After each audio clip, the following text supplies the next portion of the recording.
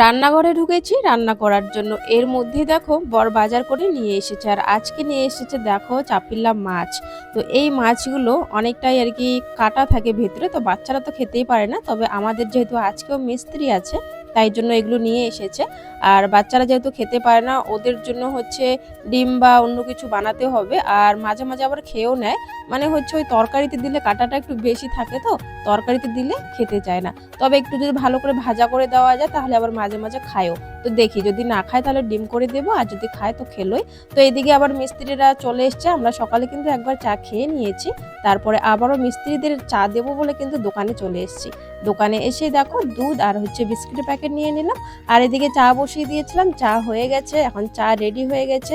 তিনজনের জন্য আমি চা বানিয়ে নিয়ে যাচ্ছি।